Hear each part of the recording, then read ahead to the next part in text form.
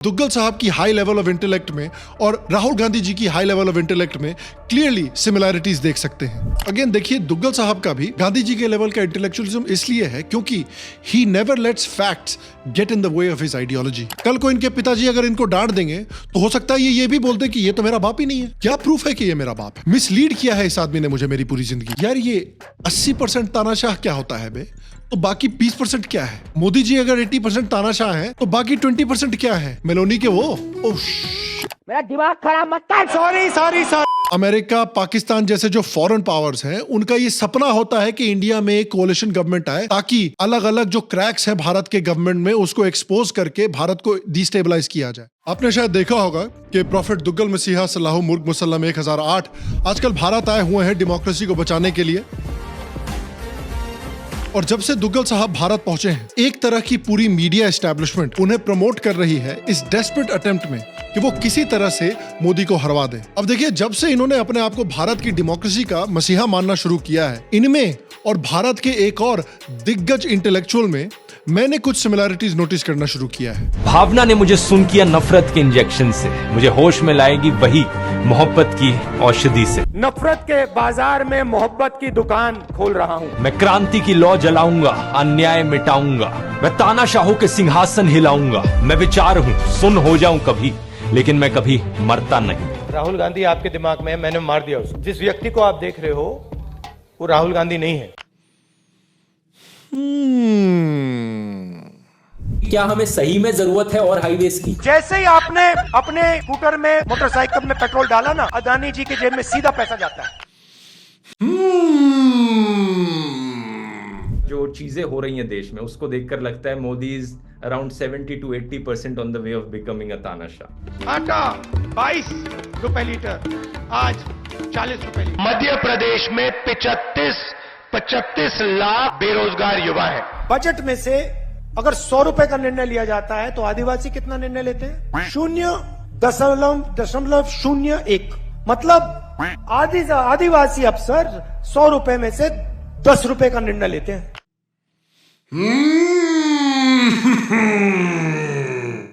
मैंने नोटिस किया है कि आजकल इन दो दिग्गज इंटेलेक्चुअल्स में सरप्राइजिंग अमाउंट ऑफ सिमिलैरिटीज हैं, जो इस वीडियो में मैं आपके साथ शेयर करना चाहता हूं। और मैं ये भी डिस्कस करना चाहता हूं कि पता नहीं कैसे प्राइम मिनिस्टर मोदी के सर पे भगवान की कैसी कृपा हो रखी है कि ना सिर्फ पॉलिटिक्स में उनके सबसे बड़े ऑपोजिशन में राहुल गांधी हैं, लेकिन सोशल मीडिया में भी उनके सबसे बड़े ऑपोजिशन में एक और राहुल गांधी निकल कर आ गए हैं। हेलो और शाम शर्मा शो के इस एपिसोड में आपका बहुत बहुत स्वागत है। मैं हूं सेकुलरिज्म का सीईओ शाम शर्मा और आप सबको एक सेकुलर प्रणाम। तो देखिए, आज हम बात करेंगे इंटरनेट के राजा बाबू,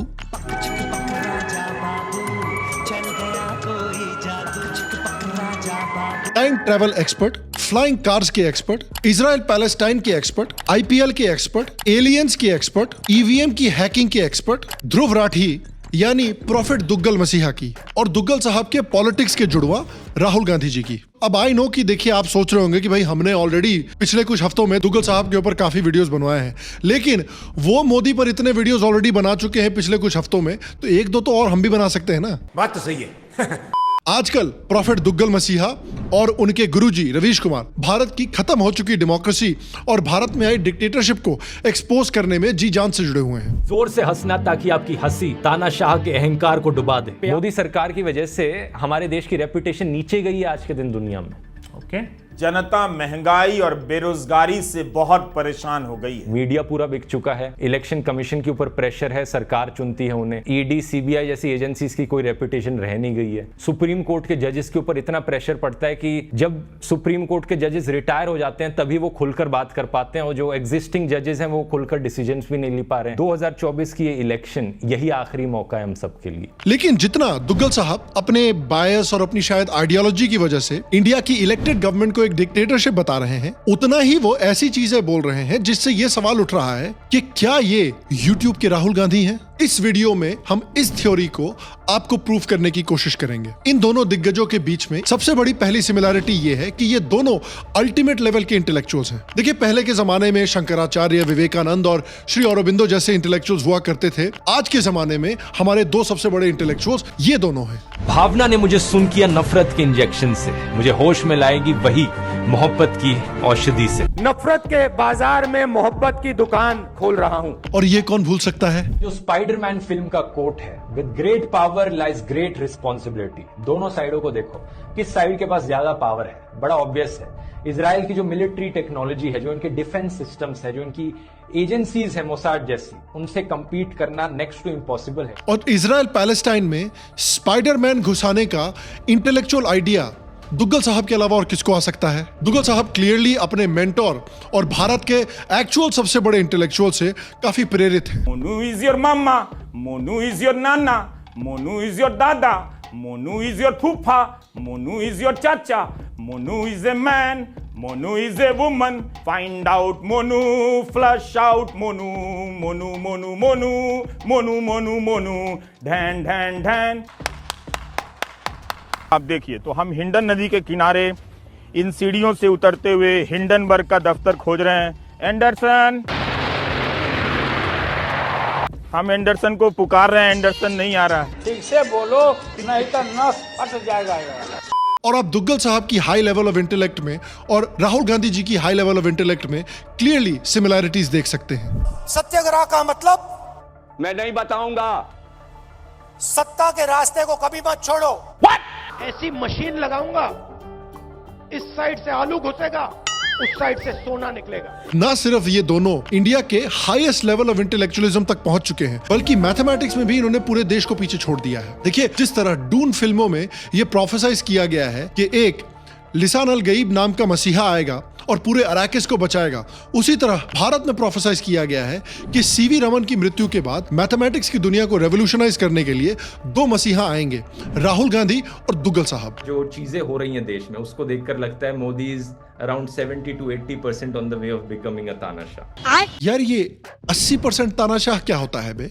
तो बाकी 20% क्या है? मोदी जी अगर 80% तानाशाह हैं, तो बाकी 20% क्या है? मेलोनी के वो? Oh shit. मैं इंसान हूं, दर्द मुझे भी होता है। गुलशन भी अब तो वीराना लगता है। सॉरी मोदी जी, दुखती रग पे हाथ रख दिया मैंने गलती से। मेरा दिमाग खराब मत कर। Sorry sorry sorry. ये तो वही बात हुई कि मैं बोलूं कि मैं 80% इंसान हूं और 20% पालक पनीर हूं। कोई सेंस है इस बात का? नहीं। इलेक्टोरल बॉन्ड्स पे भी इनकी मैथमेटिक्स को अगर आप देखें, जिसको अजीत भारती ने काफी अच्छे से एक्सप्लेन किया है। दोस्तों, पहले मुझे लगता था कि कांग्रेस के नेता सबसे बड़े स्कैम है, जिन्होंने 150 या 1000 करोड़ में नहीं बल्कि लाखों करोड़ में अलग अलग क्षेत्रों में घोटाले किए हैं। फिर मुझे ये वीडियो मिला। मैंने कहा था दोस्तों, इलेक्टोरल बॉन्ड स्कैम देश के इतिहास का सबसे बड़ा स्कैम है। इससे पता चलता है शिक्षा की इंपॉर्टेंस। फिर लगा कि ये आदमी सबसे बड़ा स्कैम है, जिसे लगता है कि इलेक्टोरल बॉन्ड जो कि हर पार्टी ने लिया, 2019 से ही कांग्रेस ने इसका विरोध किया, फिर भी 1422 करोड़ के बॉन्ड भुना लिए, वही भारत का इसके लिए सबसे बड़ा स्कैम है। 2G कोयला scam, Agusta Westland, Tata truck घोटाला, कॉमनवेल्थ स्कैम, आदर्श घोटाला, cash for vote, JNK cricket association, Aircel Maxis, Antariksh Devas, पिलेटस trainer aircraft घोटाला आदि तो लाखों करोड़ में। वो स्कैम नहीं है। देखिए, मैथमेटिक्स की खासियत ही यही है कि मैथमेटिक्स का जो पूरा फील्ड है, ये आइडियोलॉजी पे बहुत डिपेंड करता है। अगर कोई कंट्रोवर्सी आपकी आइडियोलॉजी से मेल करती है, तो मैथ देखिए बड़े अच्छे से काम करेगा। लेकिन अगर ऐसी कोई कंट्रोवर्सी हुई हो जो आपकी आइडियोलॉजी के खिलाफ जाती है, तो मैथमेटिक्स के रूल्स को प्रभुदेवा की बॉडी की तरह ट्विस्ट किया जा सकता है। और देखिए, दुग्गल साहब और राहुल गांधी जी जो हैं, इनका भारत के सबसे इंपॉर्टेंट और सबसे बड़े इंटेलेक्चुअल होने का रिजल्ट ये है कि ना सिर्फ ये पॉलिटिक्स के मैदान में सबसे बड़े एक्सपर्ट है, बल्कि ये मैथमेटिक्स के मैदान में भी सबसे बड़े एक्सपर्ट है और मेडिसिन के मैदान में भी सबसे बड़े एक्सपर्ट हैं। याद रखिए कि कोरोना के समय पर दुग्गल साहब जब डॉक्टर बने थे, तो उन्होंने एक पूरी डिटेल वीडियो बनाकर कहा था कि भाई कोरोना जो है वो तो जनरली देखिए चाइना तक ही सीमित रहेगी। मीडिया झूठ मूठ में फियर मॉन्गरिंग कर रही है, भारत सरकार झूठ मूठ में रिस्ट्रिक्शन लगा रही है। तो चाइना से बाहर रहने वाले लोगों के लिए मेरी राय में कोई घबराने की बात नहीं है। प्रिकॉशंस मेंटेन करके रखिए, लेकिन घबराने की कोई जरूरत नहीं है। बस मीडिया की तरफ से इतनी फियर मॉन्गरिंग फैलाई जा रही है, डर का माहौल बनाया जा रहा है कि देखो क्या एक नया वायरस आ गया, जैसे कि कोई ज़ॉम्बी एपोकलिप्स आ गया। इतना कुछ नहीं हुआ है, जैसा मैंने आपको बताया इस वीडियो में ये सारी चीजें चाइना तक ही सीमित। लेकिन हमारे एक्सपर्ट को देखिए कि तुरंत पलट भी गए। कोविड-19 इटली में इतनी बड़ी क्राइसिस बन गया, वहां पर सरकार प्रिपेयर्ड नहीं थी। नंबर ऑफ इन्फेक्टेड लोग इतनी तेजी से बढ़े कि हॉस्पिटल्स में जगह कम पड़ गई, हॉस्पिटल बेड्स नहीं थे वहां पर। आज के दिन इतनी बुरी हालत है कि डॉक्टर्स को सोचना पड़ रहा है कि पहले मैं इस पेशेंट को देखूं या उस पेशेंट को देखूं, मेरे पास तो एक ही हॉस्पिटल बेड है। कोलंबिया एक कंट्री है साउथ अमेरिका में, उसने 19 डे क्वारंटीन डिक्लेयर कर दिया है पूरे देश के लिए, जबकि वहां पर कोई भी एक सिंगल डेथ तक नहीं हुई है कोरोना वायरस से। तो वो पहले से ही प्रिपेयर कर रहे हैं इस चीज के लिए, एक बहुत अच्छी चीज है। और इन सारी कंट्रीज को देखकर हमें भी और सख्त कदम उठाने की जरूरत है। और आज फिर से हमारे मेडिकल डॉक्टर दुग्गल साहब ने एक लेटेस्ट वीडियो बनाई है जिसमें वो डॉक्टर बने हैं और कह रहे हैं कि रेमडेसिविर जो है, जो कोविड-19 को ट्रीट करने के लिए इस्तेमाल किया गया था, वो बिल्कुल यूजलेस है। फिर भी भारत सरकार ने इसकी प्रोडक्शन की। नवंबर 2020 में ही WHO यानी वर्ल्ड हेल्थ ऑर्गेनाइजेशन ने कह दिया था कि रेमडेसिविर को हमें नहीं यूज करना है। WHO ने एक बहुत बड़ी स्टडी करी थी 14,000 से ज्यादा लोगों पर, 450 से ज्यादा हॉस्पिटल्स में, 35 अलग अलग देशों के। इस स्टडी में पाया गया कि ये रेमडेसिविर एक्चुअली में कोविड के खिलाफ इफेक्टिव नहीं है। लेकिन फिर भी हमारी सरकार ने ना सिर्फ रेमडेसिविर को अप्रूव किया बल्कि इसकी प्रोडक्शन को बढ़ाने की भी बात करी। अब देखिए, मैं इसका क्या ही जवाब दूं, मैं दुग्गल साहब के लेवल का इंटेलेक्चुअल तो ऐसे भी नहीं हूं। एक इंटेलेक्चुअल का जवाब सिर्फ एक इंटेलेक्चुअल ही दे सकता है, इसलिए दुग्गल साहब के एलिगेशन का जवाब दुग्गल साहब ही देंगे। याद रखिए, दुग्गल साहब ने WHO की रिपोर्ट आने के बाद क्या कहा था। कुछ रिसर्च ने यह बताया है कि मे बी रेमडेसिविर मदद करता है ड्यूरेशन ऑफ इलनेस को कम करने में, अगर उसे सही टाइम पर दिया जाए। और इसी रिपोर्ट के कई महीनों के बाद दुग्गल साहब कई महीनों तक जिस रेमडेसिविर को आज ये यूजलेस बोल के गवर्नमेंट को गालियां दे रहे हैं, उसी रेमडेसिविर को अपने सोशल मीडिया पर प्रमोट कर रहे थे। भाई WHO ने तो 2020 में इसको यूजलेस बोल दिया था ना, तो जब आपने अपना वीडियो बनाया तो आप जिस तरह से प्रमोट कर रहे थे इसको ट्विटर पे, ये क्यों नहीं दिखाया लोगों को कि किस तरह से WHO की रिपोर्ट के बाद भी आप इसको प्रमोट कर रहे थे। और कमाल की बात तो ये है कि जैसे ही लोगों ने इनको एक्सपोज करना शुरू किया, तुरंत दुग्गल साहब ने अपना ट्वीट डिलीट कर दिया। देखिए, यही तो होती है एक एक्चुअल इंटेलेक्चुअल की खासियत कि जब आपको कोई एक्सपोज करे तो बिल्कुल इग्नोर कर दीजिए। इग्नोर करिएगा तो आपको डील करने की जरूरत ही नहीं उस बात से। और अगर रेमडेसिविर की खुद की बात करें तो कोविड में इसका काफी बड़ा रोल रहा है और इंडिया के कई डॉक्टर्स ने इसको एक्सेप्ट किया है कि रेमडेसिविर ने लोगों की मदद करने में बहुत बड़ा रोल निभाया है। अगेन देखिए, दुग्गल साहब का भी गांधी जी के लेवल का इंटेलेक्चुअलिज्म इसलिए है क्योंकि he never lets facts get in the way of his ideology, बिल्कुल राहुल गांधी जी की तरह। This is the sign of a real true intellectual. और देखिए, देश के सबसे बड़े इंटेलेक्चुअल का दर्जा मिलने के लिए एक चीज बहुत जरूरी है कि आपकी इंटेलेक्चुअल कैपेसिटी देश के किसी भी दूसरे इंसान से बहुत ज्यादा हो और आपका दोगलापन और आपका इंटेलेक्चुअल कैपेसिटी बिल्कुल सेम लेवल पर हो। फॉर एग्जांपल, राहुल गांधी जी को देखिए। Whatever AI you're generating, producing, sits on top of other networks. So AI is applied on top of a network. AI can be applied on top of a production network. You can apply AI in a factory. You can apply AI on a consumption network. So, people are consuming something, you're distributing something, you can apply AI on that. Networks are energy, right?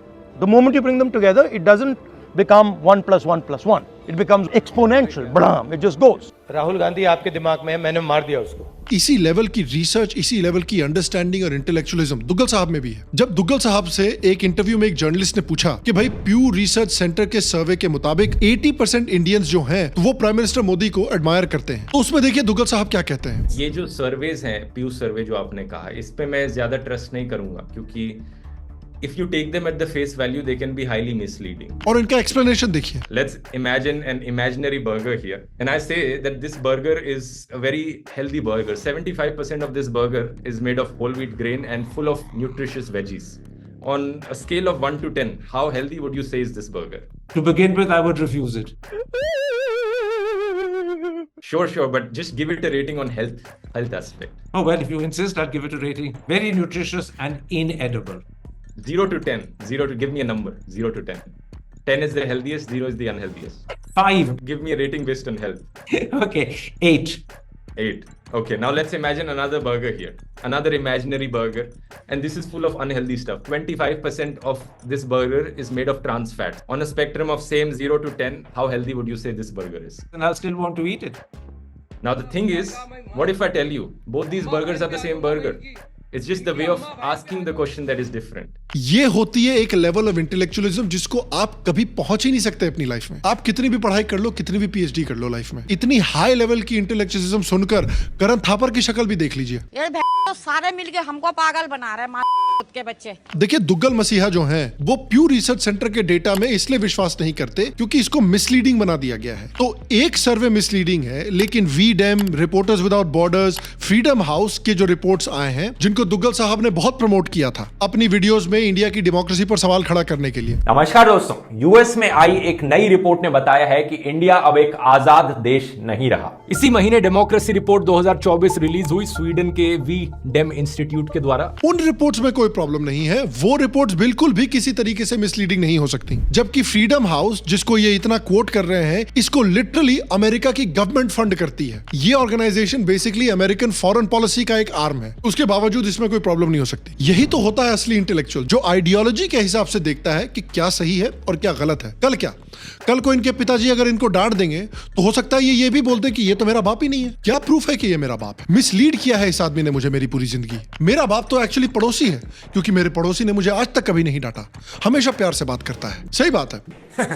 और दुग्गल साहब की intellectualism भी तो देखिए। करण थापर को ये जाके बोलते हैं कि प्यू रिसर्च सर्वे जो है वो बिल्कुल गलत है, लेकिन उन्होंने खुद ये कहा था। इस ऑर्गेनाइजेशन के बारे में बात करते हैं। इस सेंटर की स्पेशलिटी सर्वेज में ही है और दुनिया भर में ऐसे ये कई डिटेल्ड सर्वेस कंडक्ट करवाता है। इसे अपनी फील्ड में one of the most credible organisations माना जाता है। कई ऐसी वेबसाइट्स होती हैं जो बायस चेक करती है मीडिया हाउसेस का कि कोई मीडिया हाउस लेफ्ट लीनिंग है या राइट लीनिंग है, तो वो वेबसाइट्स भी इसे सेंट्रिस्ट कंसिडर करती हैं। ओवरऑल काफी क्रेडिबल ऑर्गेनाइजेशन है, काफी क्रेडिबल सर्वे है। मसीहा साहब तो अपने वीडियोस में प्यू रिसर्च सेंटर के डेटा को बिल्कुल फैक्ट की तरह इस्तेमाल कर चुके हैं। 2021 के प्यू रिसर्च सेंटर के सर्वे ने भी यही चीज बताई थी। फिर उसके बाद रिलीजन पे दुग्गल साहब का इंटेलेक्चुअलिज्म देखिए। Do you pray?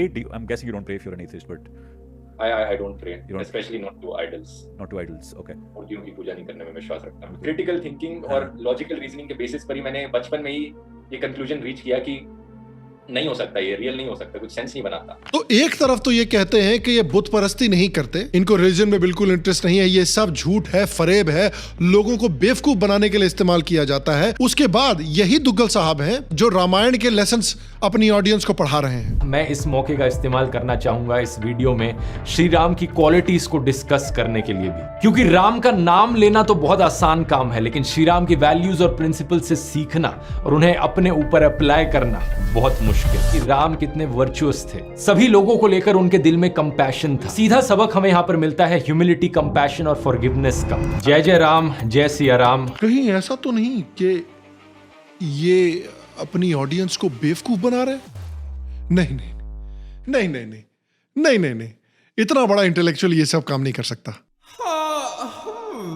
देखिए एथीज्म से मुझे कोई प्रॉब्लम नहीं है, अगर आप रिलीजन में विश्वास नहीं करते, I have no issues with it. लेकिन इशू क्या है ना कि कूल बनने के लिए एथीस्ट हैं वो इस तरह की एजी बातें बोलते हैं जो दुग्गल साहब बोल रहे हैं। I don't pray. कि भाई हम देखिए कितने समझदार हैं, जो लोग भगवान में विश्वास रखते हैं वो तो बेवकूफ है यार, ब्रेन वॉश लोग हैं, हमारी तरह स्मार्ट और इवॉल्व लोग नहीं है। देखिए दुग्गल साहब जैसे जो इंटेलेक्चुअल हैं वो इन रीजंस को एंगेज नहीं करेंगे कि रिलीजन क्यों डेवलप हुआ है एक्चुअली दुनिया में, क्यों रिलीजन की वैल्यूज हैं सोसाइटीज में। रिलीजन की वैल्यू को एक मिमीटिक लेवल पे स्टडी करना चाहिए। Mimetics is the study of memes.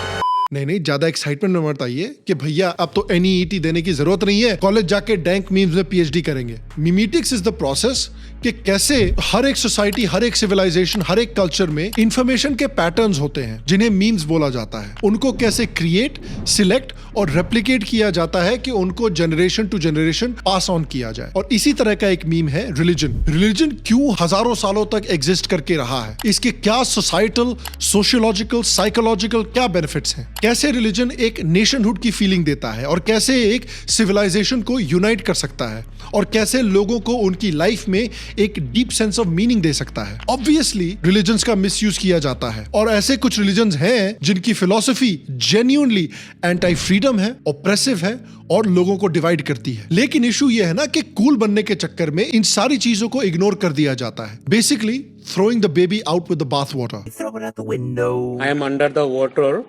Please help me. Duggal साहब को अपने आप से ये पूछना चाहिए कि आज वोकिज्म जो है वो क्या है वो एक रिलीजन नहीं है तो और क्या है? वोकिज्म में भी क्रिश्चियनिटी की तरह ओरिजिनल सिन है, जो कि रेसिज्म है या अपर कास्ट हिंदू प्रिविलेज है। वोकिज्म में भी क्रिश्चियनिटी की तरह आपको रिपेंट करना पड़ता है आपके सिंस के लिए। वोकिज्म में भी अगर आप रिपेंट नहीं करेंगे, अगर आप क्रिश्चियन आइडियोलॉजी में या वोक आइडियोलॉजी में नहीं मानेंगे, तो आप नरक में जाएंगे, आप बहुत खराब इंसान हैं। ये भी एक तरह का रिलीजन ही है। जिस आइडियोलॉजी में दुग्गल साहब विश्वास करते हैं वो भी एक तरह का रिलीजन ही है, और इसीलिए दुग्गल साहब क्लियरली इंटेलेक्चुअली एथीइज्म और रिलीजन में क्या बेनिफिट्स है, क्या है प्रोज एंड कॉन्स, उसमें एंगेज ही नहीं करना चाहते। और तीसरी बात यह है कि इनको रिलीजन से इतनी बड़ी प्रॉब्लम है क्योंकि ये खुद अपना रिलीजन चलाना चाहते हैं, खुद डेमोक्रेसी के प्रॉफिट बनकर आजकल भारत में घूम रहे हैं। इनके खुद का जो इंटेलेक्चुअल रिलीजन है, इसकी वजह से ये मोदी को ब्लाइंडली अपोज करते हैं और उन पार्टीज को ब्लाइंडली सपोर्ट करते हैं जिन्होंने देश में असली डिक्टेटरशिप प्रैक्टिस की है, जैसे तृणमूल कांग्रेस, लालू यादव की आरजेडी, सपा, कांग्रेस पार्टी। ये भी तो एक तरह की रिलीजियस बिलीफ है ना। क्या लॉजिक है इसके पीछे? ये कहते हैं कि इन्हें इलॉजिकल चीजों से नफरत है, तो ये बताइए कि ब्लाइंडली क्यों ये अपनी ऑडियंस को इंडिया अलायंस को वोट करने को कह रहे हैं। ये इतने ब्रेन वॉश हो चुके हैं अपने लेफ्ट विंग के रिलीजन में कि कह रहे हैं कि कोalition गवर्नमेंट, जिसने यूपीए के समय पर भारत में इंस्टेबिलिटी,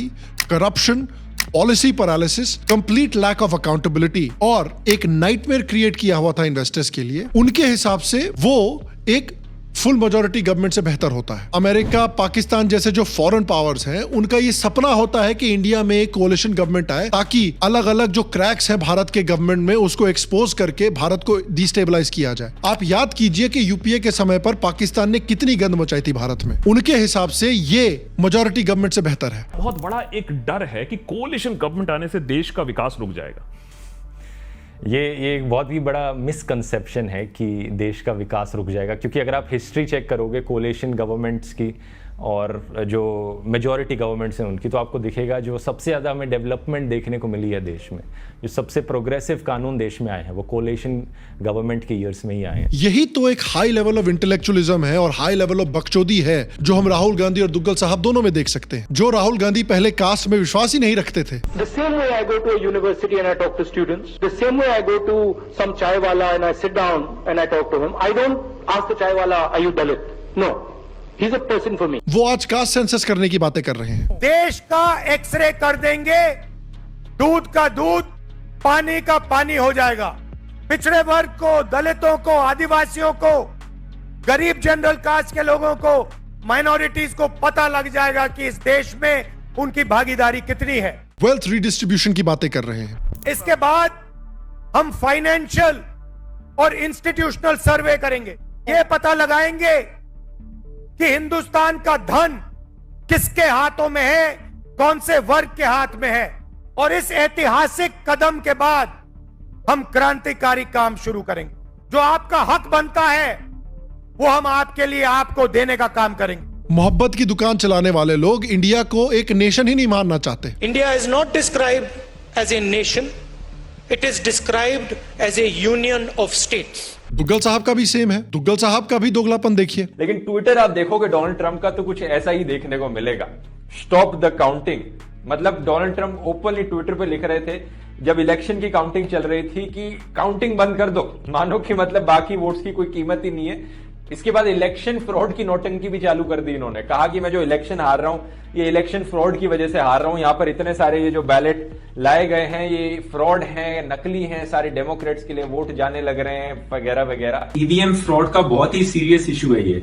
इलेक्ट्रॉनिक वोटिंग मशीन जो इंडिया में यूज की जाती है वो बहुत ही आसानी से हैक की जा सकती है, तो ये इशू सीरियस है, चाहे कोई ईवीएम फ्रॉड इस बार हुआ हो ना हुआ हो। और इसी तरह के दोगलेपन का और हाई लेवल ऑफ इंटेलेक्चुअलिज्म का एक और एग्जांपल है स्कैम्स। देखिए दुग्गल साहब अपनी रिलीजन में इतना ब्रेन वॉश हो चुके हैं कि स्कैम्स पर भी उनका नजरिया काफी इंटरेस्टिंग हो गया है। कुछ साल पहले देखिए राहुल गांधी जी ने डिमोनेटाइजेशन को सबसे बड़ा स्कैम बताया था भारत का।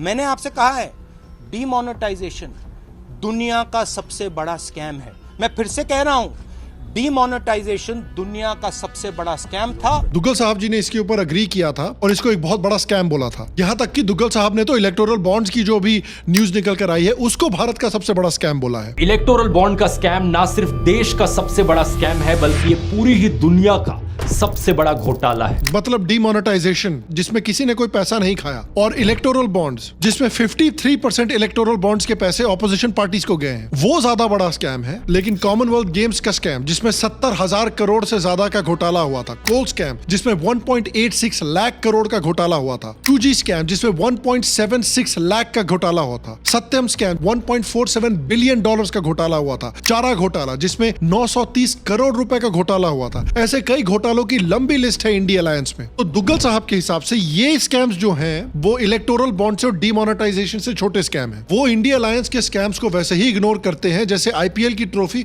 आरसीबी को इग्नोर कर रही है। ये तो वही बात हुई कि डॉक्टर आपको कहता है कि देखिए हेल्थ के लिए दिन में थोड़े से कैरेट्स ठीक है, बहुत ज्यादा कैरेट मत खाइए, लेकिन जितने छोले भटूरे खाने हैं, बटर पनीर खाना है, बटर नान खाना है, सब खाइए, कोई टेंशन नहीं है। ये तो वही बात हुई कि स्कैम के खिलाफ आवाज उठाने वाले गलती से एक अलेजेड क्रिप्टो करेंसी स्कैम को प्रमोट कर रहे हैं, जिस बात का एक्सपोजर होने के बाद बड़ी चालाकी से इसको डिलीट भी कर दिया गया उनके चैनल से अपेरेंटली।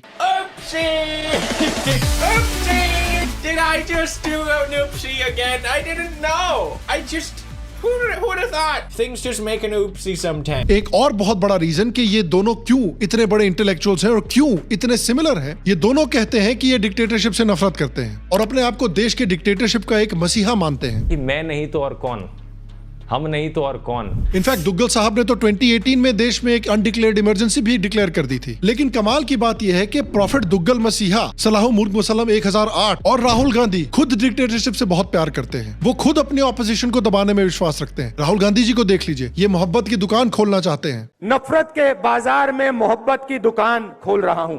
आज यही एक कास्ट सेंसस करने की बात कर रहे हैं। आज यही कह रहे हैं कि जितनी आबादी उतना हक दिया जाएगा। तो अगर आपकी छोटी आबादी है तो जरा हक भूल जाइए। वो ये कह रहे हैं कि जिस कम्युनिटी के पास भी इनके हिसाब से ज्यादा धन होगा तो ये आर्बिट्ररी बेसिस पर डिसाइड करके उस कम्युनिटी से धन छीन लेंगे और दूसरे लोगों में बांट देंगे। सबको पता लग जाएगा कि हमारी आबादी कितनी है और हमारे लोगों को इस देश की संस्थाओं में इस देश का धन हमारे लोगों के पास कितना है। ये काम पता है कौन करता है? Xi Jinping, Soviet union, Venezuela, Argentina की मिलिट्री रूल यानी डिक्टेटरशिप्स करती हैं। यार ये तो वही बात हुई कि गांधी जी सबको दूसरा गाल आगे करने को बोल रहे हैं और खुद ऐसे काम कर रहे हैं।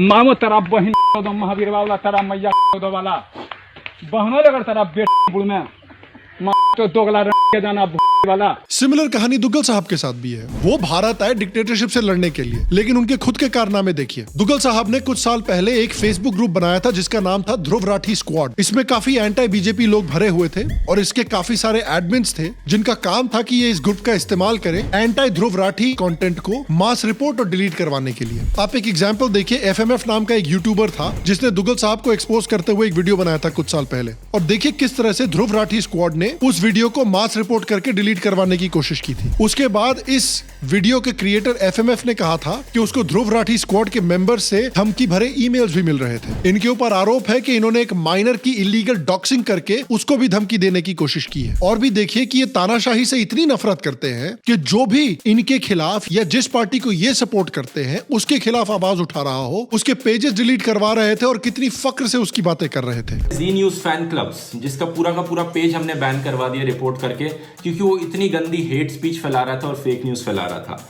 उसके बाद है नेशन नमो जिसकी पोस्ट हमने डिलीट करवाई। उसके बाद है बार बार मोदी सरकार मोदी फॉरएवर। जिन आईडीज को बैन करवाना है फेसबुक, ट्विटर या कोरा से, तो उन आईडीज के हम नाम आपको पढ़कर सुनाते हैं। भारत एन अनटोल्ड स्टोरी नाम के फेसबुक पेज को, नमो ब्रिगेड इंडिया को, शंखनाद को, द इंडिया आई को, नरेंद्र मोदी फैंस फ्रॉम करुणाडु, फिर कार्मिक मीम्स, फिर स्क्विंट नियॉन 786 को इन्होंने बैन कराने की कोशिश की। ये आदमी डिक्टेटरशिप को बचाने आया है भारत। ये तो वही बात हुई कि यार एक फिल्म में आपने शक्ति कपूर को हीरोइन की इज्जत बचाने के लिए भेज दिया। आओ, वेरी बैड आइडिया। लेकिन मेरे हिसाब से इन दोनों के बीच की सबसे बड़ी सिमिलैरिटी ये है कि ये दोनों पनौती प्रो मैक्स प्लस हैं। मोदी के लिए नहीं, अपने लिए। जिन चीजों को ये सपोर्ट या अपोज करते हैं उसका जनरली स्पीकिंग उल्टा ही हो जाता है। जैसे राहुल बाबा ने कहा था कि राम मंदिर बीजेपी को हम नहीं बनाने देंगे। इन्होंने दुग्गल साहब जैसे लोगों ने एक स्लोगन निकलवाया था, मंदिर वहीं बनाएंगे, तारीख नहीं बताएंगे। दुग्गल साहब ने कहा था कि ये सब तो बस एक जुमला है। इनफैक्ट ये राम मंदिर वाली चीज तो 1996 से चली आ रही है। 1996 से लेके आज तक दोस्तों हर मैनिफेस्टो में इन्होंने राम मंदिर वाली बात मेंशन करी है। अब कुछ इनके सपोर्टर्स कहते हैं कि अब कोर्ट में केस चल रहा है इसलिए बनवा नहीं पा रहे, लेकिन भाई अगर कोर्ट में केस चल रहा है तो इस चीज को मैनिफेस्टो में लिखने की क्या जरूरत है? जब आप कर ही नहीं सकते इस चीज को कंट्रोल, तो मैनिफेस्टो में हर बार क्यों मेंशन कर देते हो कि हम राम मंदिर बनवा देंगे? और फिर क्या हुआ? ये क्षण अलौकिक, ये पल पवित्रतम है। राहुल गांधी और दुग्गल साहब कहते थे कि बीजेपी में हिम्मत नहीं है कि आर्टिकल 370 को छू कर भी दिखा दे। दुग्गल साहब ने इसको भी जुमला कहा था। इसके बाद इनके कुछ यूजुअल जुमले हैं दोस्तों, जो ये हर 5 साल बाद फेंकते हैं, जैसे कि आर्टिकल 370 हटा देंगे, यूनिफॉर्म सिविल कोड ले आएंगे। और फिर क्या हुआ?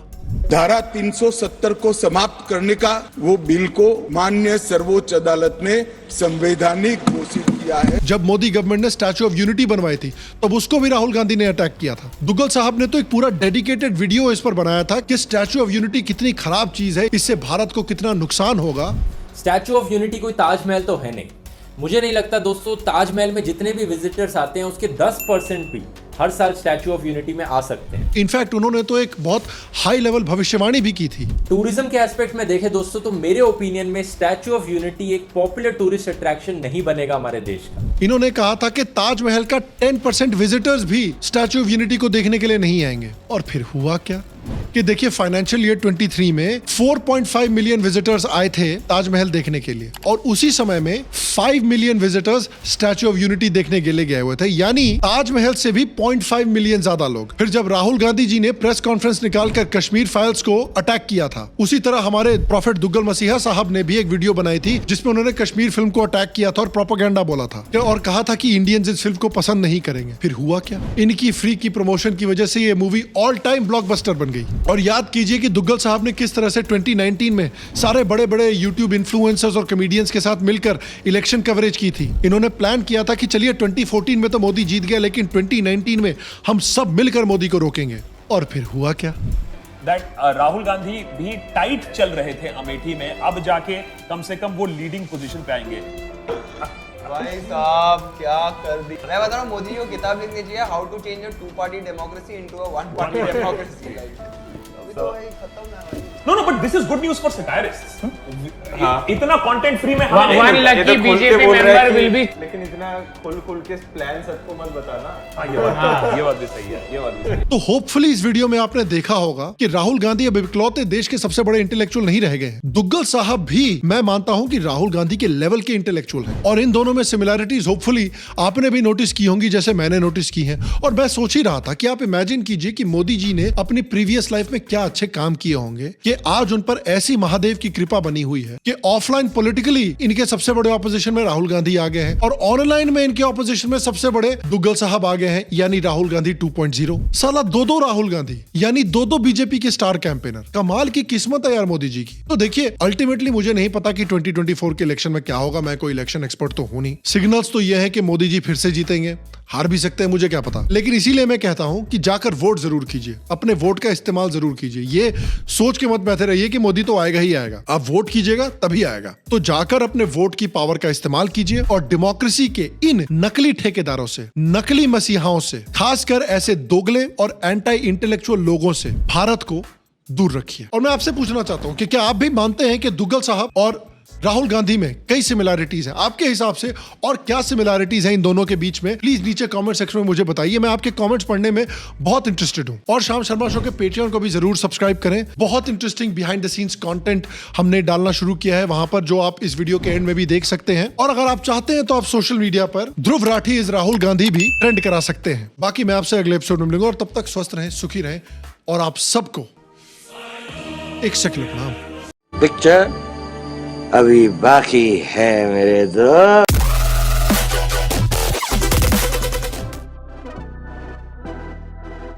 भारत की खत्म हो चुकी डेमोक्रेसी को एक्सपोज करने में इन दोनों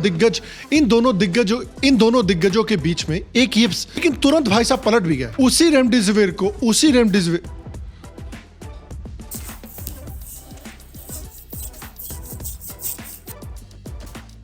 बिल्कुल इग्नोर कर दीजिए इसको।